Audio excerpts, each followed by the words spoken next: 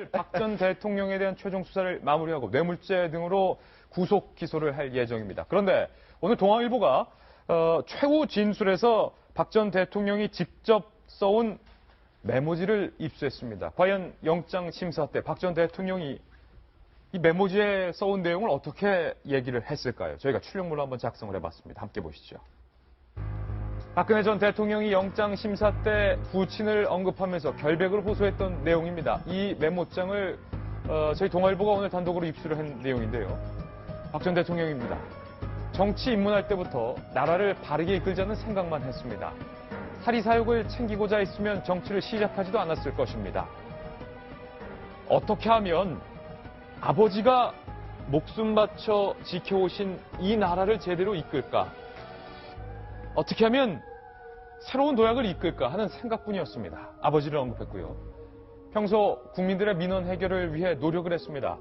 아버지 때부터 청와대까지 오는 민원은 온갖 곳을 거쳐도 해결이 안 돼서 마지막에 오는 민원이므로 하나하나 애환이 담겨있다. 이렇게 배웠습니다. 그러면서 비서진에게도 민원을 해결하라고 지시한 바는 전혀 없습니다. 다만 살펴보고 가능하면 신경 써주라는 지시만 했을 뿐입니다. 정유라나 최순실 특정인을 위해서 비서진에게 직접 지시를 하지 않았다. 형제 자매도 청와대에 들이지 않고 일만 했는데 어쩌다 이런 일이 생겼는지 모르겠습니다. 김병민 의원님, 박 전 대통령이 억울함을 호소하던 내용인데 아버지도 등장을 하고 이게 영장실질심사에서의 최후 진술 내용이라는 것 아니겠습니까? 저는 영장실질심사에서 박 전 대통령이 뇌물죄를 두고서는 좀 법리적인 논쟁 다툼을 했으면 어땠을까 하는 생각을 저뿐만이 아니라 많은 사람들이 했던 것 아니겠습니까? 최순실 씨랑 경제 공동체라고 얘기를 하게 되는데 본인이 부정하고 있는 것처럼 최순실 씨의 어머니가 내 삼성동 자택 집을 사준 게 아니라 이 모든 것들은 내가 지불한 거에 대한 심부름에 불과했고 이런 정황 증거들을 가지고 논리 다툼이 있을 거라 생각을 했는데 저는 오늘 이 기사를 보고 정말 너무 깜짝 놀랐어요. 이게 내용이 지난 1월 달에 있었던 신년 기자회견에서 박 전 대통령이 모든 게 엮였다라고 했던 내용, 정규제 TV 인터뷰에서 했던 여러 가지 내용들, 태극기 집회 나와서 친박계 정치인들이 했던 내용과 다를 바가 뭐가 있습니까? 이건 법정에서 해야 될 진술 내용이 아니라고 보고요. 아버지를 언급한 부분이요? 그리고 이 민원에 관한 부분이 아마도 그 현대차에 납품한 그 KD 코퍼레이션에 관한 내용들 때문에 이런 얘기가 나온 것 같은데 사실상 정말 이 기사를 보면서 뼈아프게 눈물을 흘리는 사람들 있지 않겠습니까? 세월호 참사 이후로 유가족들이 청와대 가서 박 전 대통령 한번 만나겠다고 했던 그런 분들이 사실은 이곳저곳 다 거쳐서 되지 않는 사람들이 정말로 마지막 하나의 희망을 가지고 박 전 대통령 만나자고 했을 때 그런 분들의 민원 들어주셨어야 돼요. 근데 그런 것들을 하지 않는 상태 속에서 지금 소위 말하는 최순실 씨의 민원을 가지고 이와 같은 어머니 유경수 여사가 늘 얘기했다는 것 아니겠습니까? 청와대에 오는 민원은 정말 마지막에 오는 민원이니 이걸 다 들어줘야 된다는 얘기들을 가지고 정치적 의견 개진하는 건 저는 이건 전혀 바람직하지 않다고 보고요. 앞으로 법적인 진술 판단뿐만이 아니라 정치적인 상황에서도 결국 환영받지 못하는 그런 내용이라고 봅니다. 박 전 대통령이 이 메모를 보면요. 앞에 이 두 부분이 좀 눈에 띄는데 윤태호 실장님. 정치 입문할 때부터 나라를 바르게 이끌자는 생각만 했다. 사리사욕을 챙기고자 했으면 정치를 시작하지도 않았을 것이다. 이 부분은 구체적으로 좀 파고들면 결국은 최순실 씨가 소위 해먹은 거지 나한테 일전 한 푼 온 것은 없다. 나의 사리사욕을 챙긴 것은 없다라는 부분을 강조하는 것 같고 이 뒷부분 어떻게 하면 아버지가 목숨 바쳐 지켜오신 이 나라를 제대로 이끌까 이런 생각뿐이었다라는 것은 억울함과 결백을 좀 강조하는 건 아닙니까? 이게 좀 두 가지로 나눠보고 싶은데요. 변호 전략. 이번에 유영아 변호사하고 뭐 한 분만 남고 다 나갔지 않습니까? 해임이 된 건가요? 유영아 변호사의 변호 전략을 그냥 그대로 쓰고 있는 것 같아요. 일단 가치 평가를 떠나가지고 그게 적절한가라는 부분에 대해서 저는 만약에 이런 기조로 향후에 이제 오늘 기소 당할 거 아닙니까? 그럼 재판이 진행되잖아요. 재판정에서조차도 이런 기조로 나간다면은 정말 박 전 대통령은 후속뿐 아니라 중형에 대한 선고를 피하기 어려울 것 같다 이런 생각이 들고 두 번째 이렇게 내용으로서는 뭐 첫 번째 단락 그렇게 생각합니다. 저도 정치 입문할 때 누가 무슨 나쁜 짓 하자고 하는 사람이 득소수 있을 수 있겠지만은 대부분은 좋은 마음으로 다 시작하시는 거죠. 하다 보니까 뭐 현실적 어려움도 있고 뭐 이런 것인데 근데 그 뒤에 걸 보면은 아버지, 제가 그때도 한번 말씀드렸는데 검사가 되게 황당할 것 같다. 수사받다가 막 그런 이야기 하면은 뭐 그래서 어쩌란 말이지 나보고 이런 생각이 들 건데 영장실질심사 때도 영장실질심사 판사가 이제 저런 이야기를 듣고 그래서 뭐 어떠란 말인가 싶었을 것 같아요. 판사 입장에서는 예. 법만 해야 되니까. 갑자기 예. 이게 무슨 뭐 나보고 어떻게 하라고 이런 말씀 하시느냐는 거고 이 민원의 애환이 담겨 있다. 이건 저는 아주 황당한데 예. 박 전 대통령이 주로 처리한 민원이 KD 코퍼레이션, 그 다음에 그 김영재 그 병원에 이거를 뭐 잘 안 해준다라고 해가지고 컨설팅 회사에 대해 가지고 뭐 불이익을 강하게 주고, 그 다음 최순실 씨 문제 이런 거지 않습니까? 그 중에 어떤 게 하나하나의 애환이 담겨 있는지. 예를 들어서 민원도 무슨 어떤 미담이 있을 수 있죠. 아까 김 의원님 말씀하신 건 세월호 유가족이라든지 무슨 어떤 이제 어린이집이 이제 어려움을 겪고 있는데 이런 걸 해결해 준다든지 그런 게 나온 게 단 하나도 없어요. 박 전 대통령이 이제 저 정호성 비서관한테 줄을 전달하거나 안종모 수석한테 전달한 민원은요. 뭐 더 할 말이 없네요. 애환이 담겨 있지 않다. 이 뒷부분에 계속 보면 이 칼럼. 비서진에게도 민원을 해결하라고 지시한 바는 전혀 없다. 그러니까 안종범 전 수석의 수첩 등에 대해서 박 전 대통령이 부인하고 변호를 하는 입장인 것 같아요. 다만 살펴보고 가능하면 신경 써주라라는 지시만 했을 뿐이다. 원래 그 리더는 저 정도 얘기만 하면 됩니다. 조금 신경 써라. 그럼 끝이에요. 모든 지시가 거기서 끝난 겁니다. 사실은 밑에 있는 사람이 제가 저번에 약간 비유를 들었는데 목말라 하면 물 갖다 달라는 얘기잖아요. 그래서 내가 언제 물을 갖다 달라고 지시한 적 없다. 목마르다고 나 혼잣말로 했을 뿐이다. 거의 이런 분위기인 거예요. 대통령이 어떤 기업의 뭐 사장이 어떤 말을 했을 적에 그것은 명시적인 지시를 굳이 할 필요 없습니다. 그리고 밑에 그 비서진들은 그 말을 또 알아차리라고 그 자리에 있는 사람들이신 거고요.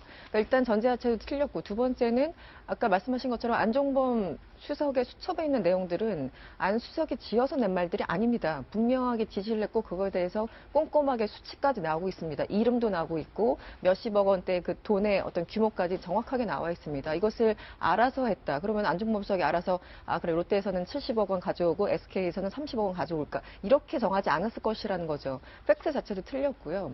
저는 정말 가장 화가 나는 부분이 아버지가 뭐 만든 나라라고 얘기했는데 아버지가 만든 나라가 아니라 국민들이 만든 나라입니다. 어떻게 그 대한민국을 개인의 소유처럼 생각하고 우리 아버지가 만들었고 내가 좀 잘 이끌어가. 이건 상속받은 재산이 아니에요. 국민들이 피땀 흘리고 정말 죽어가면서 만들었던 나라를 본인의 어떤 개인 사유물처럼 저렇게 인식하는 그 사고 구조 자체가 저는 그 전제를 굉장히 흐트리는 게 아닌가라는 생각이 들어서 좀 안타깝습니다. 네. 예.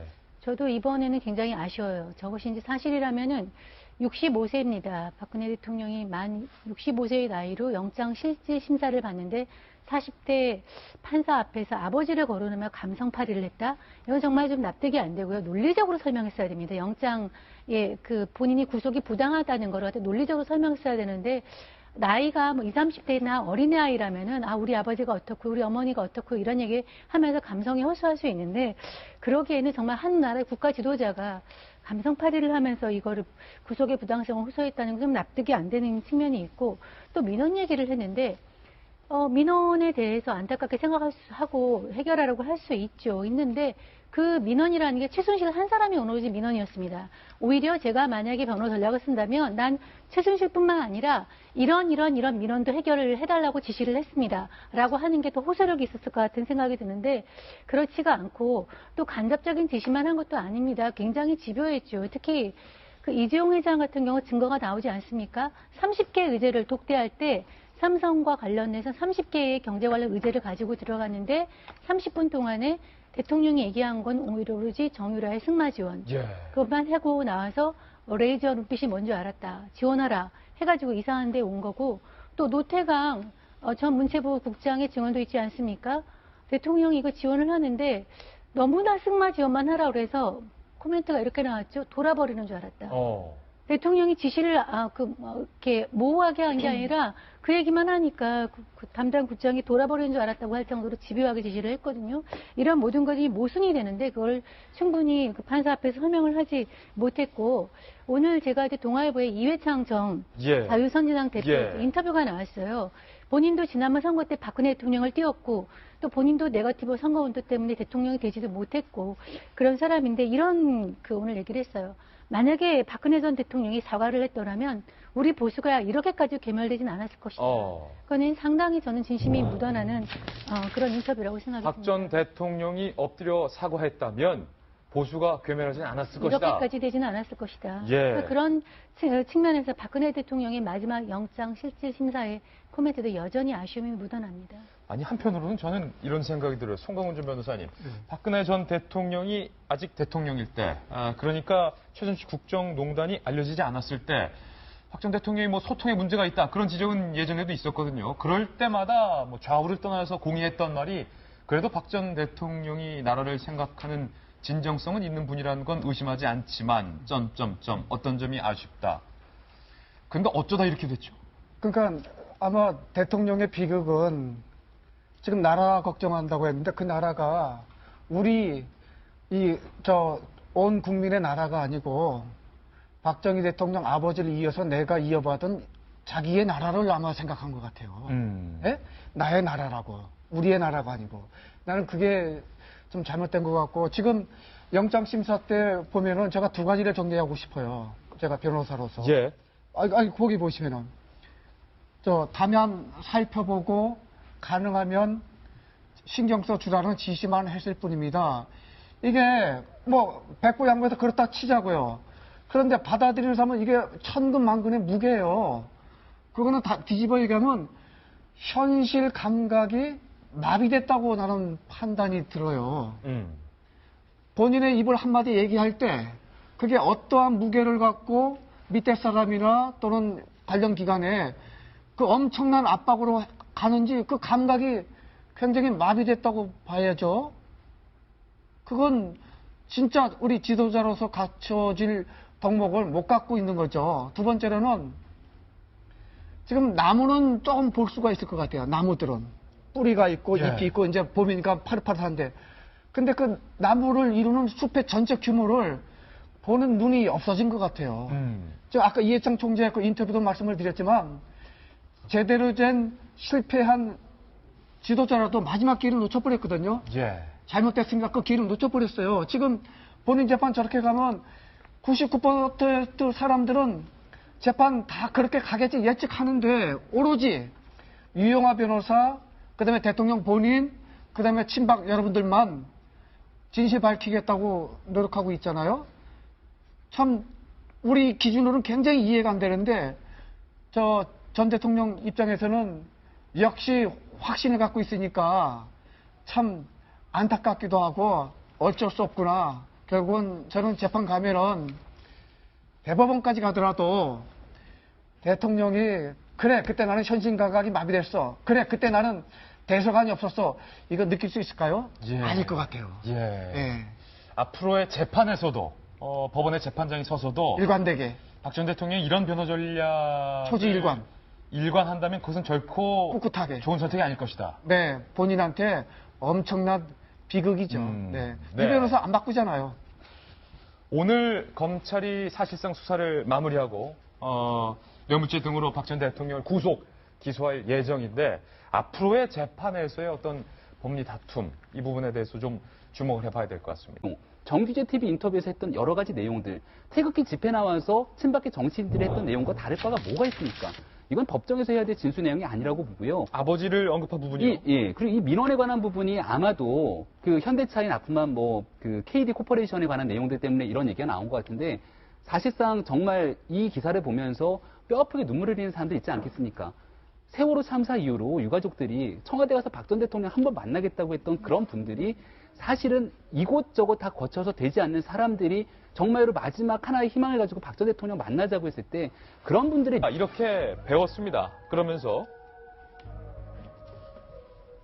비서진에게도 민원을 해결하라고 지시한 바는 전혀 없습니다. 다만 살펴보고 가능하면 신경 써주라는 지시만 했을 뿐입니다. 정유라나 최순실 특정인을 위해서 비서진에게 직접 지시를 하지 않았다. 형제 자매도 청와대에 들이지 않고 일만 했는데 어쩌다 이런 일이 생겼는지 모르겠습니다. 김병민 의원님, 박 전 대통령이 억울함을 호소하던 내용인데 아버지도 등장을 하고 이게 영장 오늘 박 전 대통령에 대한 최종 수사를 마무리하고 뇌물죄 등으로 구속 기소를 할 예정입니다. 그런데 오늘 동아일보가 최후 진술에서 박 전 대통령이 직접 써온 메모지를 입수했습니다. 과연 영장 심사 때 박 전 대통령이 이 메모지에 써온 내용을 어떻게 얘기를 했을까요? 저희가 출력물로 한번 작성을 해봤습니다. 함께 보시죠. 박근혜 전 대통령이 영장 심사 때 부친을 언급하면서 결백을 호소했던 내용입니다. 이 메모장을 저희 동아일보가 오늘 단독으로 입수를 한 내용인데요. 박 전 대통령입니다. 정치 입문할 때부터 나라를 바르게 이끌자는 생각만 했습니다. 사리사욕을 챙기고자 했으면 정치를 시작하지도 않았을 것입니다. 어떻게 하면 아버지가 목숨 바쳐 지켜오신 이 나라를 제대로 이끌까? 어떻게 하면 새로운 도약을 이끌까 하는 생각뿐이었습니다. 아버지를 언급했고요. 평소 국민들의 민원 해결을 위해 노력을 했습니다. 아버지 때부터 청와대까지 오는 민원은 온갖 곳을 거쳐도 해결이 안 돼서 마지막에 오는 민원이므로 하나하나 애환이 담겨 있다. 영장 실질 심사에서의 최후 진술 내용이라는 것 아니겠습니까? 저는 영장 실질 심사에서 박 전 대통령이 뇌물죄를 두고서는 좀 법리적인 논쟁 다툼을 했으면 어땠을까 하는 생각을 저뿐만이 아니라 많은 사람들이 했던 것 아니겠습니까? 최순실 씨랑 경제 공동체라고 얘기를 하게 되는데 본인이 부정하고 있는 것처럼 최순실 씨의 어머니가 내 삼성동 자택 집을 사준 게 아니라 이 모든 것들은 내가 지불한 거에 대한 심부름에 불과했고 이런 정황 증거들을 가지고 논리 다툼이 있을 거라 생각을 했는데 저는 오늘 이 기사를 보고 정말 너무 깜짝 놀랐어요. 이게 내용이 지난 1월 달에 있었던 신년 기자회견에서 박 전 대통령이 모든 게 엮였다라고 했던 내용